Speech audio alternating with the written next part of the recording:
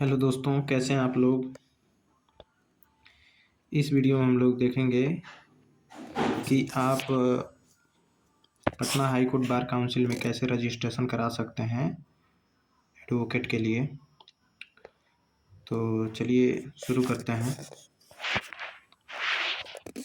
सबसे पहले आप पंजाब नेशनल बैंक, जो वही बार काउंसिल ऑफ पटना का जो कैंपस है, उसके नीचे ही जो ऑफिस है, उसके नीचे मतलब ग्राउंड फ्लोर पे ही आप पंजाब नेशनल बैंक में 750 का चालान कटाएंगे।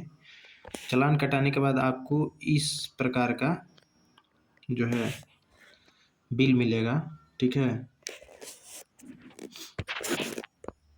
और ये आपको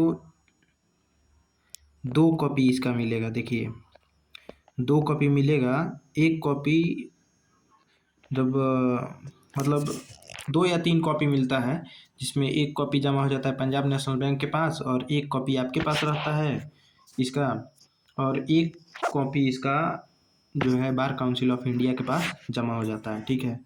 तो देखिए, ये 150 का है और ये 600 का है, ठीक है। तो टोटल 750 का चालान कटेगा। तो ये चालान कटाने के बाद जब आप पंजाब नेशनल बैंक में चालान कटाने के बाद जब आप बार काउंसिल ऑफ पटना के ऑफिस में जाएंगे, ऊपर ही है, 3rd फ्लोर पे। तो जब वहाँ जाएंगे तो आप इसको जमा करेंगे, तो इसका एक कॉपी रख लेगा लो और एक कॉपी आपको दे देगा। तो आपको ऐसा फिर फ्लिप वो देगा, ठीक है। और ऐसा देने के बाद आपको तब देगा वो फॉर्म, और फॉर्म कुछ इस प्रकार का होगा, ठीक है। फॉर्म देगा, फॉर्म में आपको देखिए ये वो खुद ही ये डेट भर के देगा। आपको सिर्फ नाम और डिस्ट्रिक्ट चूज करना है कि कहाँ आप जो है प्रैक्टिस करना चाहते हैं, ठीक है। तो देख लीजिए, ये फॉर्म है, इसमें कुछ भरना नहीं है फर्स्ट पेज पे। चलिए सेकंड पेज पे हम दिखाते हैं कि आपका फ़ोटो रहेगा और फोटो के ऊपर साइन रहेगा। किसका? तो आपके जो भी एडवोकेट हैं सीनियर, उनका साइन रहेगा, ठीक है। और ये डेट वोट वो वही खुद भर के देंगे लो, इसमें कुछ भरना नहीं है। बस नीचे आपका नाम भरना है, पिताजी का नाम भरना है, यहाँ नाम, ठीक है। इसके नीचे आपके पिताजी का नाम, फिर यहाँ पे भी रहेगा आपका नाम और यहाँ आपके पिताजी का नाम रहेगा, ठीक है। यहाँ आपका विलेज रहेगा, ठीक है। यहाँ आपका पोस्ट रहेगा, यहाँ आपका पुलिस स्टेशन रहेगा, यहाँ डिस्ट्रिक्ट रहेगा और यहाँ स्टेट रहेगा, ठीक है। यहाँ कॉन्टैक्ट नंबर और यहाँ आपका ईमेल आईडी रहेगा, ठीक है। नेक्स्ट पेज पे चलते हैं। तो फिर वही आपका प्रेजेंट एड्रेस यहाँ रहेगा, ठीक है। उसके बाद से आप सिटीजन ऑफ इंडिया हैं या अदर देश के हैं, वो डाल सकते हैं, जाहिर सी बात है इंडिया के ही होंगे। यहाँ पे आपको डालना है कि आप कब अपना 21 ईयर्स कंप्लीट किए हैं, ठीक है। यहाँ पर आपका डेट ऑफ बर्थ रहेगा, यहाँ आप जब 21 ईयर्स कंप्लीट कर रहे हैं वो रहेगा, ठीक है। यहाँ जो है आप कहाँ प्रैक्टिस करना चाहते हैं उसका नाम रहेगा। देखिए, upon admission I propose to practice at Patna high court. तो जहाँ आप प्रैक्टिस करेंगे उसका नाम रहेगा, बाकी उसमें कुछ नहीं भरना है। उसके बाद से आ जाएंगे अगले कॉलम पे। तो इसमें आपको अपना एजुकेशनल डिटेल भरना है। मैट्रिक आपने कहाँ से किया? तो बिहार स्कूल एग्जामिनेशन बोर्ड से, ठीक है। कब आपने पास किया, किस मीडियम से पास किया, मतलब किस मीडियम में आपने आंसर लिखा उसका, उसका इंस्ट्रक्शन किस मीडियम में था, ठीक है, वो लिखेंगे। आपके स्कूल या कॉलेज का नाम क्या है, ठीक है। और इंग्लिश कोई कंपलसरी सब्जेक्ट था कि नहीं, तो इंग्लिश कंपलसरी सब्जेक्ट था, ठीक है। उसके बाद से इंटरमीडिएट आपने कहाँ से किया उसका नाम, इसमें कब पास किया, किस लैंग्वेज में आपने लिखा, ठीक है। यहाँ इंस्ट्रक्शन किस लैंग्वेज में था, तो हिंदी में था। किस स्कूल से या कॉलेज से आपने पास किया इंटरमीडिएट, ठीक है। इंग्लिश उसमें कंपलसरी सब्जेक्ट था कि नहीं, वो लिखना है, ठीक है। उसके बाद से आपने बैचलर डिग्री कहाँ से किया, कब पास किया, किस मीडियम से पास किया, वो लिखना है। उसके बाद से लॉ आपने किस यूनिवर्सिटी से किया, वो लिखना है। कब पास किया वो लिखना है। किस मीडियम में पास किया, किस मीडियम में आपने आंसर लिखा, उसका इंस्ट्रक्शन किस मीडियम में था, वो लिखना है। आपके कॉलेज या यूनिवर्सिटी का नाम, ठीक है। और उसमें इंग्लिश कंपलसरी सब्जेक्ट था कि नहीं, वो, ठीक। यहाँ पे आपको लिखना है कि आपने 3 इयर्स वाला एलएलबी किया है या 5 इयर्स वाला, ऑनर्स किया है या सिर्फ 3 इयर्स वाला। ठीक है। आगे यहाँ देख सकते हैं कि आपने कब एडमिशन लिया, कब पास किया, वो लिखना है। जैसे 2019 में लिया तो अगर जैसे मान लीजिए आप 3 साल वाला किए हैं तो 19, 20, 21 में आप पास करेंगे। ठीक है। अगर 5 साल वाला लिया है तो आप 24 में पास करेंगे।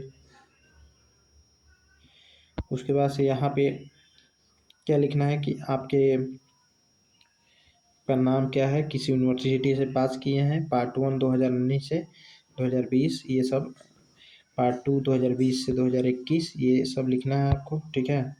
उसके बाद से आपने किस यूनिवर्सिटी से किया, कब पास किया, वो लिखना है। इधर नीचे कुछ भी नहीं भरना है आपको। ठीक है। इसमें भरना है आई हैव नॉट प्रीवियस अप्लीकेशन, मतलब आपने कभी कोई अप्लीकेशन इनरोलमेंट के लिए नहीं जमा किया है। नीचे आपका साइन रहेगा। साइन आपके हर पेज पे रहना चाहिए। ठीक है। यहाँ पे है कि I have not been convicted, मतलब आप पर कोई केस अभी तक नहीं चला है। ठीक है। Of any court of India और आउटसाइड इंडिया। फिर यहाँ पे आपका साइन होना चाहिए, सेल्फ अटेस्टेड होना चाहिए। ठीक है। फिर there is no pending criminal proceeding against me, या फिर आपका साइन रहेगा self attested. I have not been adjudged as insolvency by any court. ठीक है। आपको दिवालिया घोषित नहीं किया गया हो, वो यहाँ लिखना है और आपका साइन रहना चाहिए। फिर यहाँ पे देखिए certificate of good moral character, तो इसमें आपके 2 सीनियर जो आपके सीनियर हैं एडवोकेट, उनका यहाँ पे पूरा डिटेल भरा जाएगा। ठीक है। यहाँ पे आपके सीनियर का नाम, ठीक है, पिताजी का नाम, उनका विलेज, ठीक है, एड्रेस मतलब पूरा एड्रेस। ठीक है। वो वेरीफाई करेंगे कि आपको कितने दिन से जानते हैं। ठीक है। और कैसे जानते हैं वो यहाँ लिखेंगे। ठीक। उसके बाद से यहाँ उनका इनरोलमेंट नंबर, मोबाइल नंबर, उनका सिग्नेचर, ठीक है, कहाँ वो प्रैक्टिस करते हैं उसका नाम, कब से प्रैक्टिस करते हैं तो देखिए, ठीक है, वो रहेगा। फिर यहाँ दूसरे सीनियर का भी यहाँ पे रहेगा। ठीक है। उनका नाम, पिताजी का नाम, उनका एड्रेस, ठीक है, और वो आपको कब से जानते हैं, वो कैसे जानते हैं वो, ठीक है, उनका इनरोलमेंट, ठीक है, कहाँ प्रैक्टिस करते हैं वो, उनका मोबाइल नंबर, उनका साइन, ये सब रहेगा। ठीक। उसके बाद से यहाँ उसके नीचे ही जस्ट यहाँ पे आपका साइन रहेगा, डेट रहेगा। उसके बाद से आपका फ़ोटो रहेगा, फ़ोटो पे आपके सीनियर एडवोकेट का साइन रहेगा। ठीक। अब signature of applicant attested by, तो जो जैसे आपका जो भी सिग्नेचर है ऊपर, वो किसके द्वारा अटेस्टेड किया गया है, मतलब किसके द्वारा वेरीफाई किया गया है, तो आपके सीनियर के द्वारा वो रहेगा। यहाँ पे आपके दोनों सीनियर का नाम रहेगा। ठीक है। उसके बाद से ये ई स्टॉम्प जो है लगेगा 100 रुपये वाला। ठीक है। और नोटरी ऑफिसर का उस पर साइन रहेगा। उसके बाद से यहाँ वेलफेयर 25 रुपये का वेलफेयर लगेगा। ठीक है।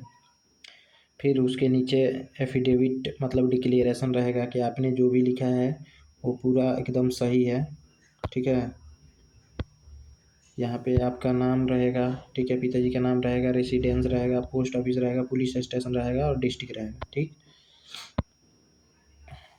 फिर नोटरी का जो है स्टाम्प लगेगा और साइन होगा। फिर उसके नीचे भी अंडरटेकिंग में भी नोटरी का साइन स्टाम्प देख लीजिए। ठीक। उसके बाद से ज़्यादा कुछ नहीं है, इसमें कुछ भरना नहीं है। हाँ, लास्ट में ये 2 पेज रहेगा। ये एक पेज कोर्ट के पास मतलब वहाँ बार काउंसिल के पास जमा हो जाएगा। यहाँ पे आपके सीनियर दोनों एडवोकेट का नाम रहेगा और एक आपको मिलेगा। यहाँ नीचे आपका सिग्नेचर रहेगा, आपका मोबाइल नंबर रहेगा। ये 2 रहेगा, एक वहाँ जमा हो जाएगा, एक आपको मिल जाएगा। ठीक है। और ये भी एक है जो पुलिस वेरिफिकेशन के लिए आप भरेंगे। ठीक है। देख लीजिए इसमें का नाम, पिताजी का नाम, मदर नेम, फुल एड्रेस रहेगा इसमें। ठीक है। पुलिस स्टेशन का नाम, मोबाइल नंबर, ठीक है, ये सब रहेगा। ये 2 रहेगा। ठीक है।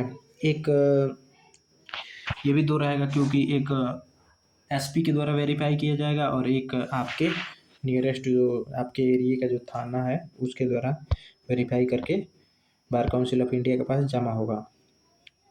वो खुद वो प्रोसेस हो जाता है, आपको बस फॉर्म भर के जमा करना है बार काउंसिल ऑफ इंडिया में। ये आपके आइडेंटिटी कार्ड के लिए रहेगा, ठीक है। ये फॉर्म उसी में रहेगा, भरना है। फ़ोटो रहेगा आपका, आपका नाम रहेगा, ठीक है, आपके पिताजी का नाम रहेगा, डेट ऑफ बर्थ रहेगा, कहाँ प्रैक्टिस करना चाहते हैं वो रहेगा, रेसिडेंस एड्रेस रहेगा, इस पर आपका साइन रहेगा, ठीक है।